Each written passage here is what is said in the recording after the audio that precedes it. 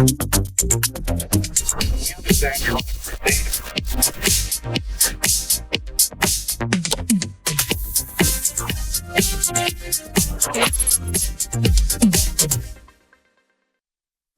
dhe mirë se vini në puntatën e radhës së emisionit Përshtjellim. Kam kënaqësinë të kem sot të ftuar në studio zotin Rezat Ktupi, avokat i mirënjohur, njëkohësisht një ekspert i çështjeve ligjore dhe një vëzhgues i holl i politikës shqiptare, duke qenë dhe një nga pjesëmarrësit e saj aktiv ndër vitet e fundit, sidomos si të djathtës shqiptare me kontribute jo të vogla. Mirë se vini zoti Ktupi. Ajsi, faleminderit për ftesën.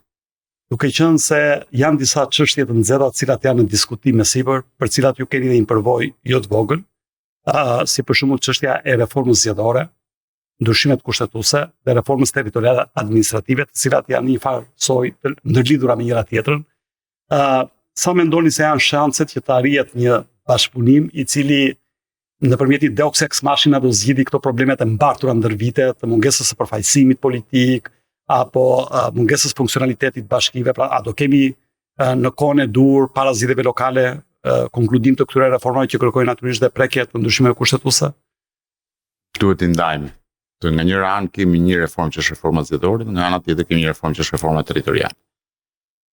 Të dyja prekin të njëjtën çështje, që është çështja e përfaqësimit dhe shërbimit që përfitojnë qytetarët. Do të thotë, nga njëra anë reforma zgjedhore tregon mënyrën si qytetari përfaqësohet në nivelin më të lartë të administratës së vendit.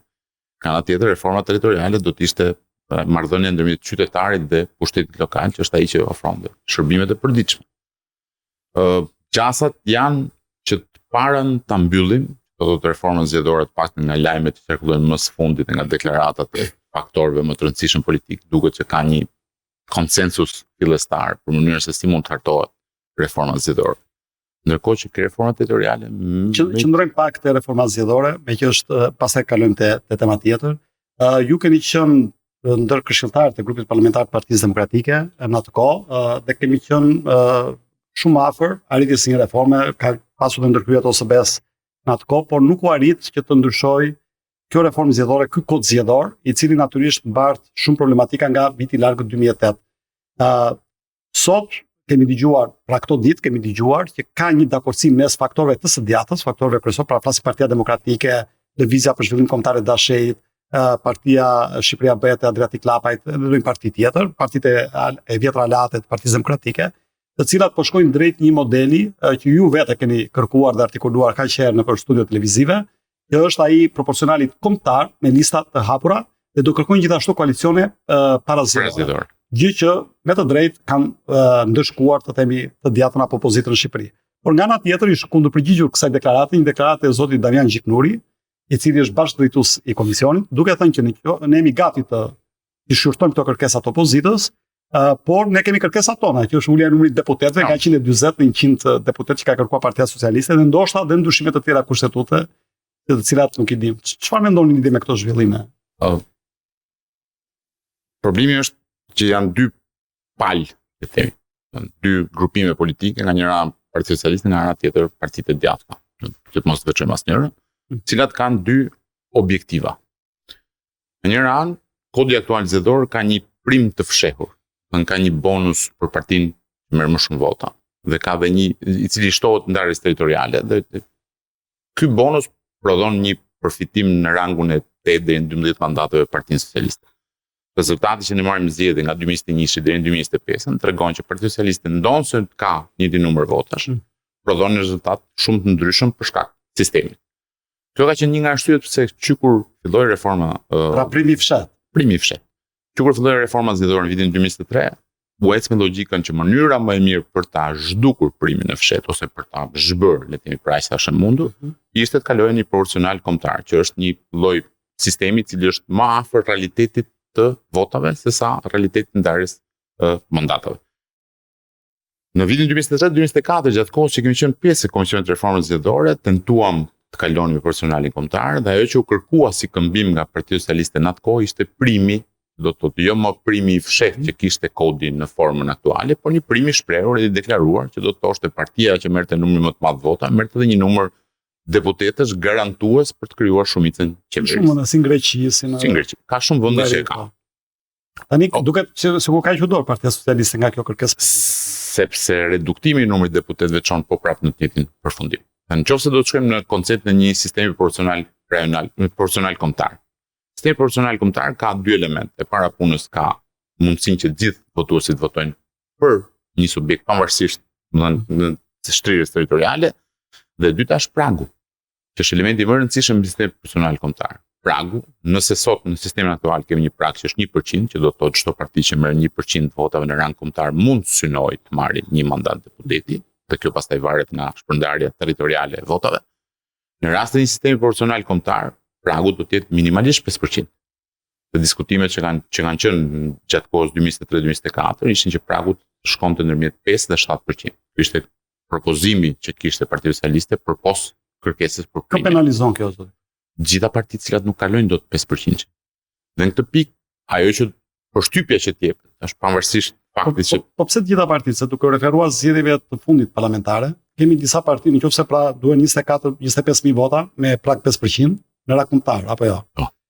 Ne kemi parti të cilat kanë marrë 40-50.000 vota, Partia Socialdemokrate, fjala bie. Atëherë gjitha këto partia Shqipëria bëhet janë gjitha në pragun e 5%, janë ndërmjet 4 dhe 5%. Shqipëria bëhet mori 16.000 vota. Por nuk janë 5%, janë 4.72% përafërsisht. Në 1.800.000 votues, 1.600.000 votues, 1% është 16.000 vota, 5% shkojnë në nivelin e 80.000 votave. Kështu që duhet çdo parti të marrë mbi 80.000 vota që të arrijë të kapërcejë pragun, pastaj që të llogaritet në fushën e mandateve.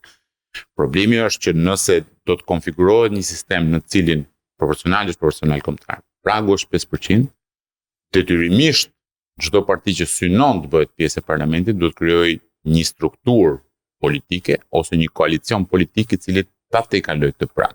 Dhe këtu pastaj vim te kërkesa e dytë e partive të djatha, është ajo e lejimit të koalicioneve parazgjedhore.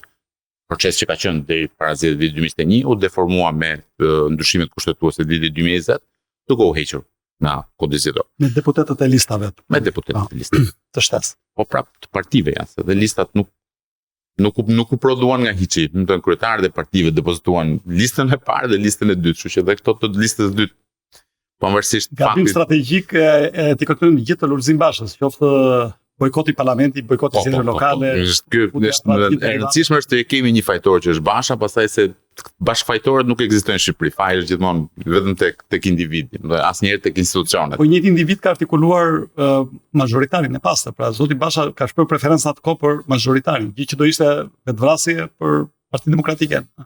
Majoritari është sistem më burrëror, le të themi. Është por jo detyrimisht politikisht më i saktë në një vend si Shqipëria. Majoritari është vërtet sistem më i mirë, do të thënë ka një lidhje më drejt për drejt me qytetarit, votuesit dhe deputetit, po kjo nuk e bën detyrimisht sistem më të mirë për Shqipërinë. Çështja që shtrohet është nëse do të marrim të tre elementet bashkërisht, elementin e sistemit proporcional kombëtar, pragun 5% dhe uljen e numrit deputetëve, do të gjasat që partitë e reja jashtë koalicioneve me 2 nga partitë e mëdha prodhojnë mandate në parlament janë vogla. Ju shpjeguat shumë mirë, duket që avantazhuara përsëri ngjelet Partia Demokratike, për arsye sepse në krahun e majtë të spektrit, e përjashtim të Partisë Socialdemokrate, që nuk e dim se sa do jetë interesi PS-s për ta mbajtur politikisht mbijetuese këtë parti, në krahun e djathtë është mundësia për të bërë një koalicion parazgjedhor me Partinë Demokratike, duke ruajtur natyrisht edhe siglën, duke ruajtur edhe identitetin e forcave ndryshme të djatha dhe duke shumë fishuar rezultatin temi në raport me politikisht në një le të themi gjendje e laboratorike ti ke drejt. Është kështu. Problemi është Partia Demokratike ka një problem specifik që quhet Sali Berisha. Dhe problemi specifik Sali Berisha krijon dy ndasi të mëdha. Nëse ti do të shfutesh një koalicion me Partinë Demokratike, detyrimisht do të pranosh Sali Berishën si drejtuesin e opozitarizmit në Shqipëri, dhe nëse ti nuk do të futesh një koalicion me Partinë Demokratike, çështja që shtrohet është ai, do të jesh ti në gjendje apo jaftë prodhosh mandate deputeti? Po pse mos futesh koalicion me Partinë Demokratike të drejtohen nga Sali Berisha? Kush është problemi? Nëse në fund ditës ti ruan votat e tua, hyn në kuotat e tua, me aksionet e tua dhe shpërblesh në bazë të numrit të votave që ti do marrësh. Pavarësisht dashjes apo mos dashjes personale, pëlqimit apo mos pëlqimit personal. Nuk është çështje pëlqimi personal, është çështje pritshmërie politike.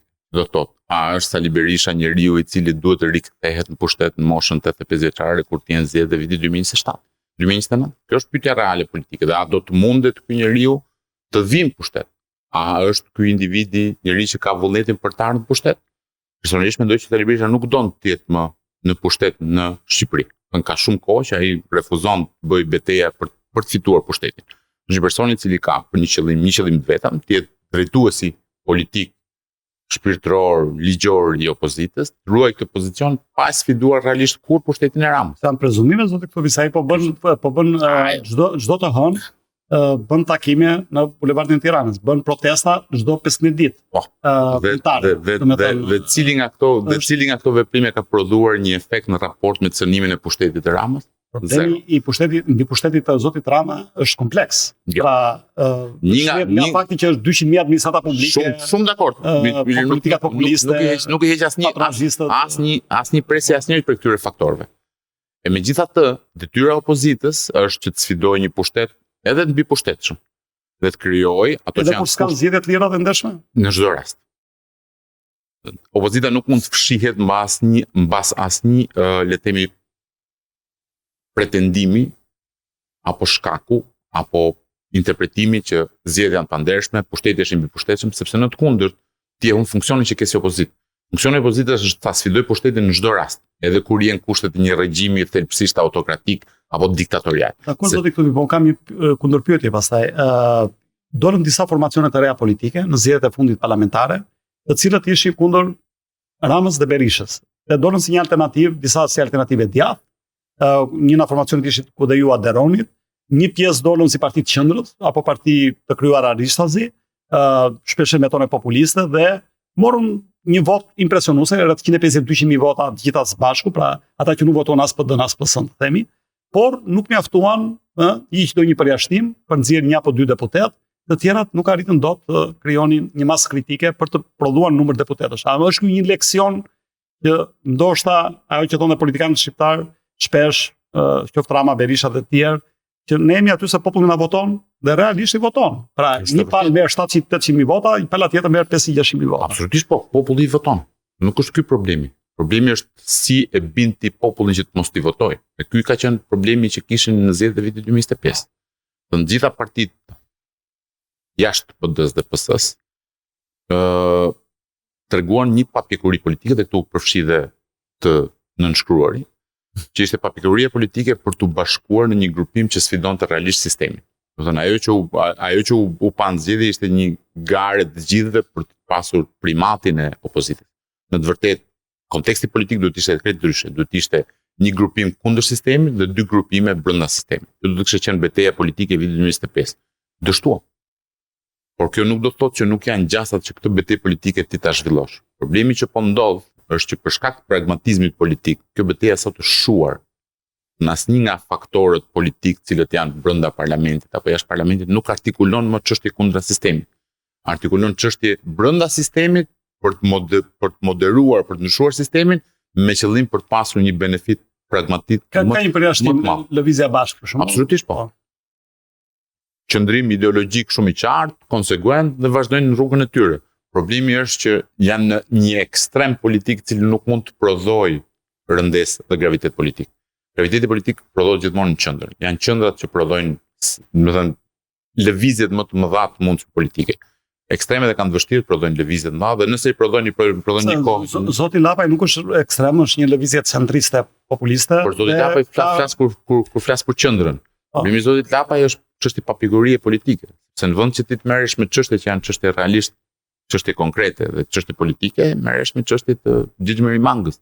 Kjo del nga konteksti politik. Do të thënë, papjekuria ndodhi para fushatës dhe pas fushatës.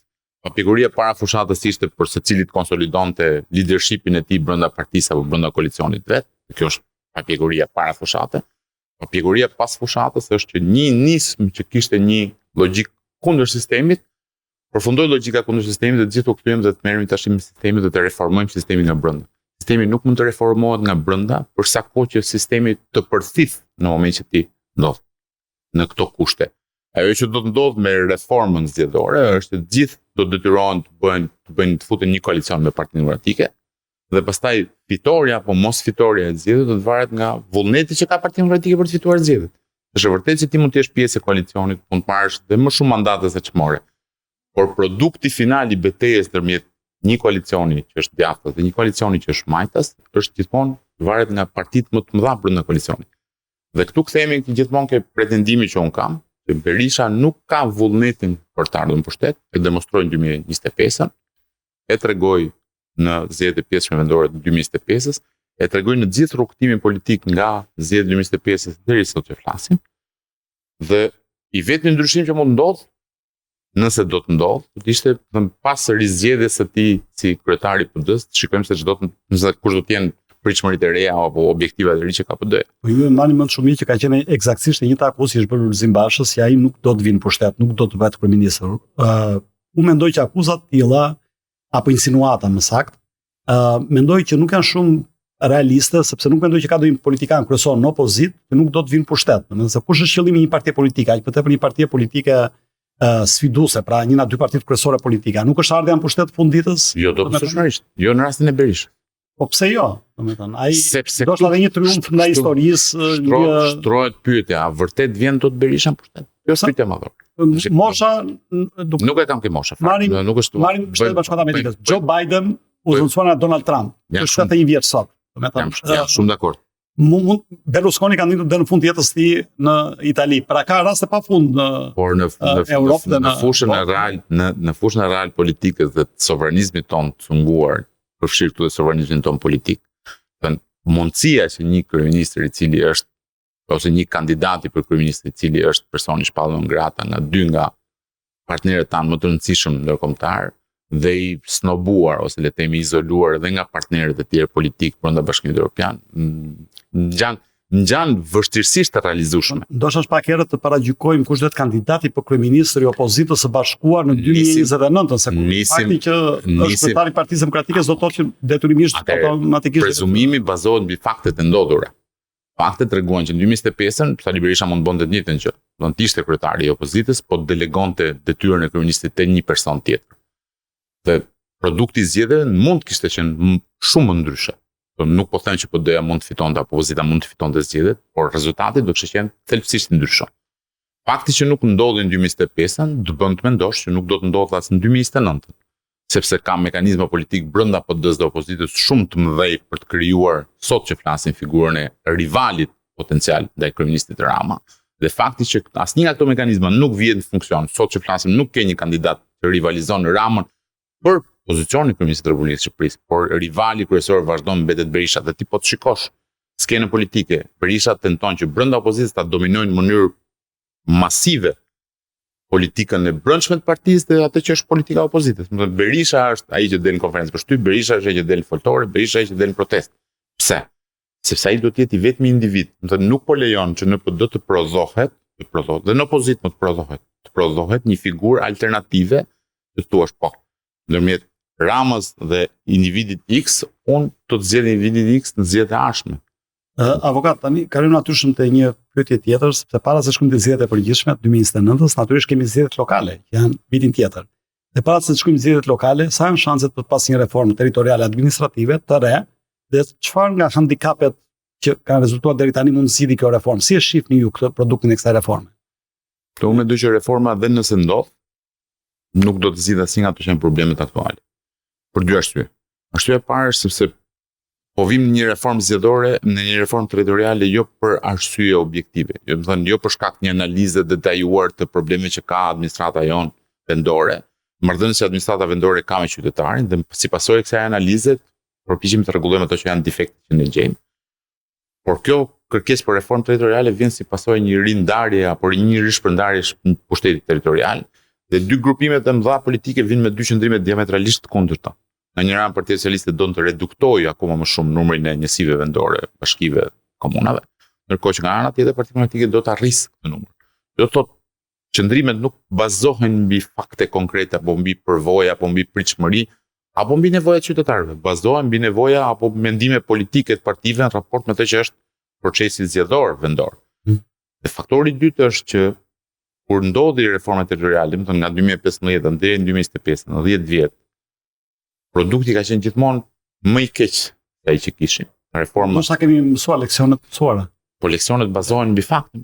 Nuk mund të vish sot dhe thosh unë kam nevojë për një reformë territoriale, Bashkia e Tiranës duhet të jetë ndryshe nga ç'është sot, sepse ti për të arritur këtë konkluzion duhet të thuash që shërbimet që marrin qytetarët vonojnë kaq orë. Do të thënë kosto Vërtetë zoti këtu kanë dalë disa evidenca që janë publike tashmë. Për shembull, fakti është që një arsye pse u bë reforma territoriale ishte të shkurtonte numrin e administratës publike dhe lokale, ndërkohë që nuk ka ndodhur të shtuar në 30.000 nga 2014. Që do të thotë produkti. Shërbimet nuk janë më afër qytetarëve, po janë më larg qytetarëve.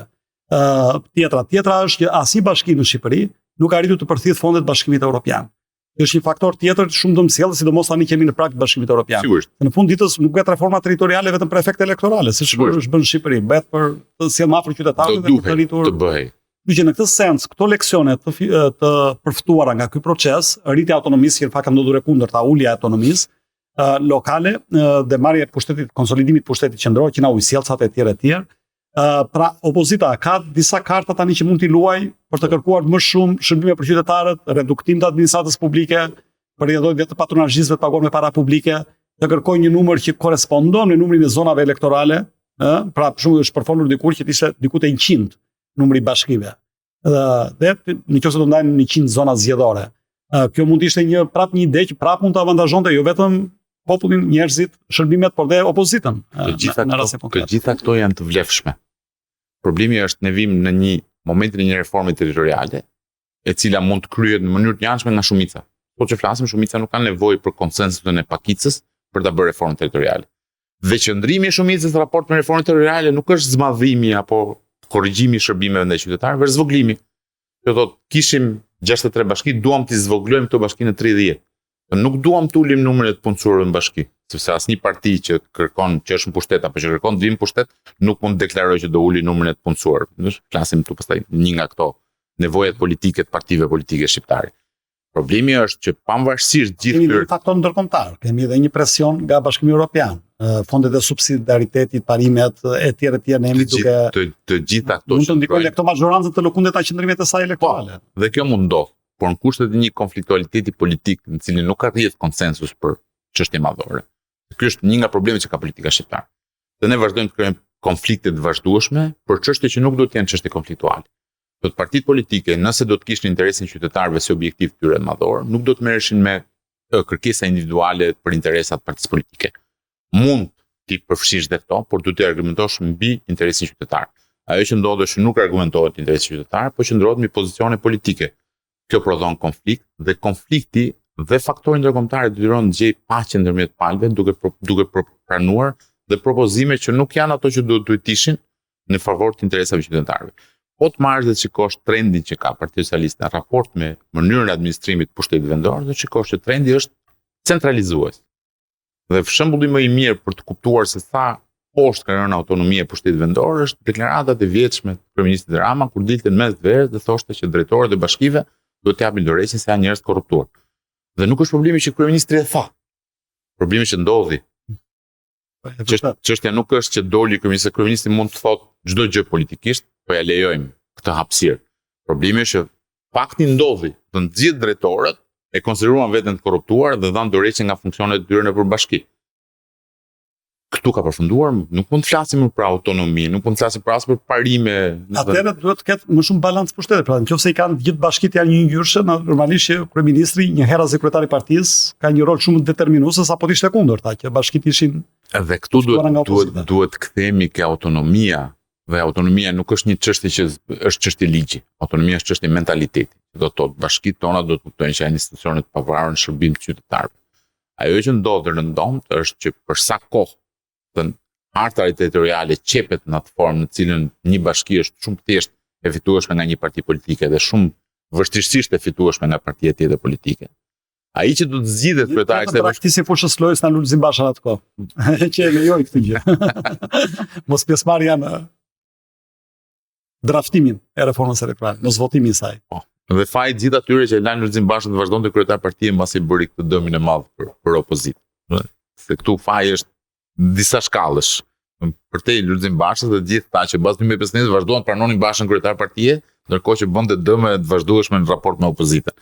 Problemi është i tillë që në momentin që një kryetar bashkie nuk e fiton mandatin për shkak raportit që e krijon me qytetarët, për shkak të votës që jemi nga qytetarët, po e krijon për shkak të raportit që e krijon me kryetarin e partisë që e cakton si kandidat një bashki që do ta fitojë lehtësisht.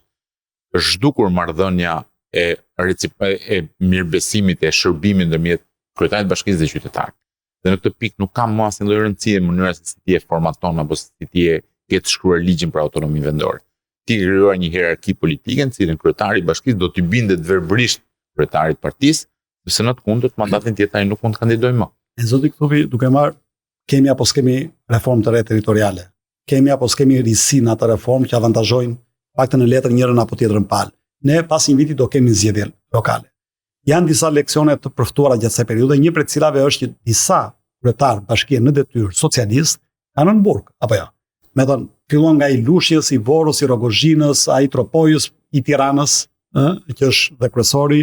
Pra, a gjithë kjo përbën një kosto për Partinë Socialiste, pra figurat të inkriminuara, të cilët janë duke përballur me drejtsinë ose kanë marrë vendim të formës prerë gjatë kësaj periudhe, dhe natyrisht kanë një shije jo të pëlqyeshme të qytetarët. Nëse opozita do ketë figura me integritet në zgjedhjet e ardhshme lokale, figura përfaqësuese politike dhe të shoqërisë civile, sa mundësit që të rifitoj Shkodrën, natyrisht, bashkimin të padhe të Veriut, një pjesë të mirë të bashkive që kanë qenë bastionet Partisë Demokratike, por aty ku me drejt do bëhet debateja kryesore, Tiranë, Durrës, Elbasan. Sa janë gjasat që Partia Demokratike të fitojë një prej këtyre bashkive. Të paktën një, se mund të do të varet shumë nga koha. Ka një qëndrim asimetrik ndërmjet PS-s dhe PD-s. Po marrim dy formacione më të mëdha politike. Partia Socialiste është gjithmonë një parti në fushat elektorale. Dhe sot që flasim, ka 2 muaj që kryeministri bën mbledhje grupe pune, mbledhje kryesie, mbledhje grupi parlamentar, strukturat e Tiranës, që do të thotë ka filluar fushata për ta. Ndërkohë, Partia Demokratike dhe opozita në tërësinë e saj është brenda një betejë të brendshme për rizgjedhjen e Sali Berishës kryetar partie.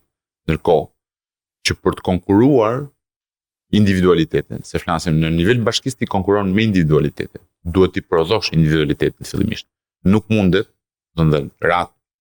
praktika politike dhe praktika zgjedhore ka provuar më shumë se një herë që koha e shkurtër e kandidatit është pjesa më e dëmshme e një fushat elektorale. Nëse ti don realisht konkurosh për Tiranën, për Durrësin, për Elbasanin, për Shkodrën, ti duhet të kesh kandidatë sot. Duhet të kesh sot kandidatin, duhet të kesh sot një program minimal politik, cilin pastaj do ta detajosh në vitin e ardhshëm, do të jetë vit fushate elektorale. Kjo është ajo që duhet të bëjë opozita, që do të thotë para punës zgjidhni problemet e brendshme në raport me formimin e një koalicioni para zgjedhor, për zgjedhjen e kandidaturave më të mira të mundshme, dhe nuk ka nevojë të nxjerrësh një kandidat sot, nxjerr 4. Nxjerr 4, po bëj primare. Nxjerr 4 kandidat dhe këta 4 kandidat lëri të bëjnë 3 muaj fushat për të arritur një primare brenda strukturës së qytetit. Dhe ti përzgjidh kandidatin më të mirë, dhe ke kandidatin, ke programin dhe ti ke filluar fushatën elektorale. Kjo kërkon mendësi politike. Nëse ne do kishim pas zgjedhjen dhjetorin e vitit të kaluar, natyrisht nuk patëm për shkak vendimit të gjykatës kushtetuese në atë kohë. Vetëm Tiranë nuk patëm. Kishim në Tiranë flas, do kishim patëm zgjedhje 5 bashki të tjera, të cilat për Tiranën, sepse Tirana ishte sfida kryesore dhe që vërtet opozita kishte pritshmëri dhe u investua dhe publikisht për të nxjerrë një kandidat sfidues, të themi, fitues pastaj nuk i dihet. Dhe kandidati që zgjodhi opozita, pra ishte një kandidat i shoqërisë civile, natyrisht i njohur publikisht, pa nuk kishte nevojë për të investuar për të njohur figurën e tij.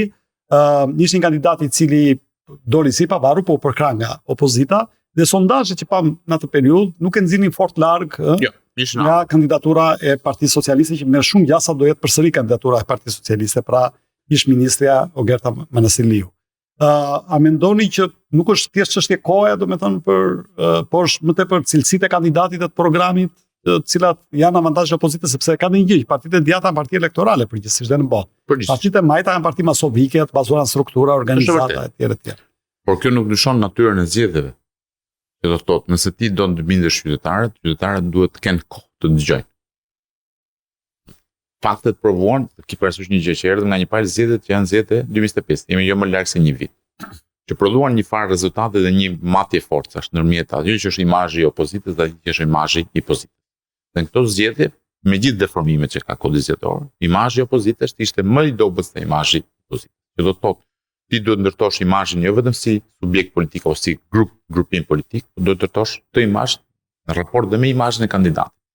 Do duhet që kandidati të përfitojë nga imazhi politik dhe të japë vlerë shtuar, duke shkuar qytetarët, duke thënë që krahasimisht me grupimin tjetër, kandidati jonë është më i mirë, programi jonë është më i mirë. Por kjo nuk mund të bëhet më në 3 muaj kohë.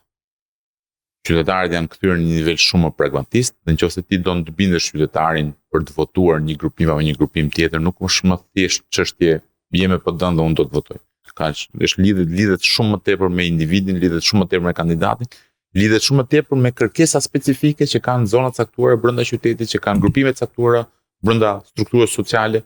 Të gjitha këto duhen adresuar dhe nuk mund të adresohen në 3 muaj fushat.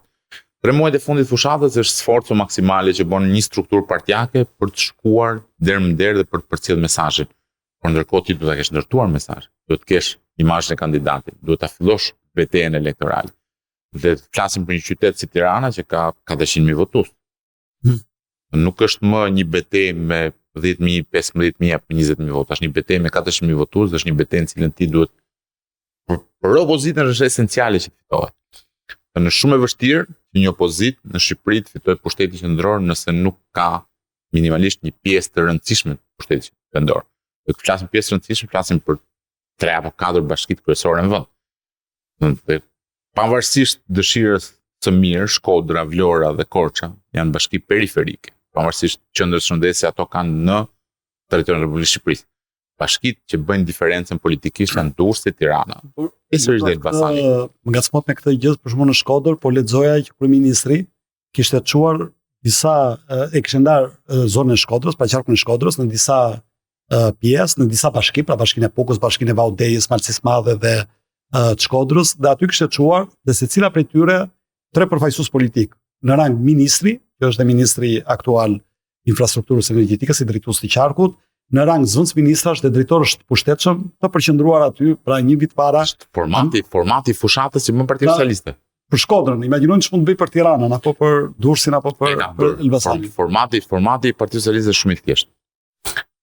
Ne çojmë gjithë peshën e pushtetit qendror për të zgjidhur hallet që ka njeriu në pushtetin vendor. Nëse ti do të marrësh vota, ke 2 mekanizma. Mekanizmi i parë është mekanizmi politik, i strukturës politike që merret me individin, simpatizantin, militantin e Partisë Socialiste. Dhe pjesa tjetër është struktura e pushtetit që merret me gjithë biznesin, individët që kanë nevojë apo halle për të zgjidhur, që duhet bëjnë legalizimin, që duhet marrin tapin, që duhet zgjidhin lejen e lidhjes me ujin apo me energjinë elektrike. Gjithë këto janë probleme që ndikojnë tek vota. Fakti që me gjithë pushtetin që ka sot Partia Socialiste, fakti, nëse sot Partia Socialiste po marrim Shkodrën, ka pushtetin qendror, pushtetin vendor. Me gjithë faktin që i ka këto 2 pushtete, presupozon që ka një nga kryebashkiakët më suksesshëm, pavarësisht se ky është në hetim nga Spaku. Ky është arsye dublimit të tij. Dhe i ngarkohen ose ja tashohen këtij individi një grupim njerëzish që janë ministra, drejtorë, detyrisht në nivele shumë të larta të administratës publike, tregon që Partia Socialiste nuk ndihet komode në mënyrën se si vlerëson potencialin e votimit apo të zgjedhjeve 2027. Dhe përpiqet që sot një vit më parë që të fillojë të vërë gjithë mekanizmin që kanë mundësi, gjithë pushtetin që ka në dorë, ta vërë në funksion të zgjedhjeve. Ndërkohë që opozita do ta bënte këtë gjë. Dakor zoti Klubi, po ka një paradoks se ne i pranojmë këto si të vërteta, domethënë praktike dhe natyrisht janë deri diku, por si gjëra që janë krejt normale. Në fakt, normale nuk janë. Normale është që Mali Zi, përveç se mori i barin, dje ishte lajm i dhënë nga Marta Kos, pra kolegja e zotit si vëllezër në një formacion politik internacionale socialiste, Marta Kos, përgëzonte Malin e Zi që kishte filluar të draftojë traktati i hyrjes Malit Zi në Bashkimin Evropian, gjë që mund të ndodhë brenda vitit 2027. Ndërkohë që Shqipëria ka të paktën 5 muaj publikisht e ditur që është bllokuar çdo lloj procesi. Dhe në vend që qeveria për te propagandës, fasadës, takimeve që bën zoti Rama nga Athina në Rom, nga Spanja dhe internacionale Sorosit e tjerë me radhë, nuk po prodhojnë absolutisht asnjë ecje përpara të procesit të reformave në Shqipëri. Situata pastaj me varfërinë është ajo që është, situata me demografinë është ajo që është, me migracionin është ajo që është, me ekonomi, me çmimet e naftës më të shtrenjta në Europë, për atë gjitha këto probleme akute. A mundet thjesht kjo fakti që është një mekanizëm elektoral dhe PR i pandërprer të kompensojnë këtë shkallë dëmi, po e themi, apo këtë lloj mos qeverisje apo keq qeverisje, dhe mund të përkthehet kjo keq qeverisje në favor të opozitës pavarësisht problemeve strukturore që ka opozita sot që ne flasim, sepse ndodhi në Hungari në një farë mënyrë.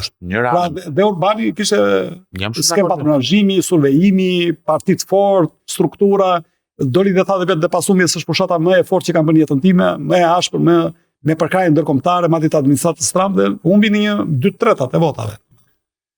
Kjo është një anë e medaljes. Dhe kjo nuk është gjendje e re. Në 2025 ishte një njëjtë histori. Vinim nga një 4 vjeçar qeverisje katastrofike, me niveli korrupsioni nga më të larta të regjistruara në një Shqipëri, të dokumentuara, të provuara, me çështje penale, me çështje ligjore. E megjithatë Partia Socialiste mori rezultate më të mira. Kandidatë të tjera nga mbaj deri tani, sepse zbuluam Akshin, zbuluam.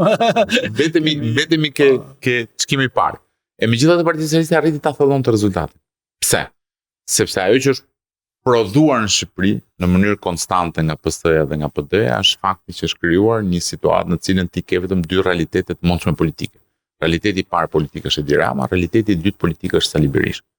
Dhe në këto dy realitete, dhe kjo është pastaj kthehemi gjithmonë ke teza ime se Berisha nuk do të vi pushtet. Në këto dy realitete, realiteti i Edi Ramës do të fitojë gjithmonë kundër realitetit të Sali Berishës.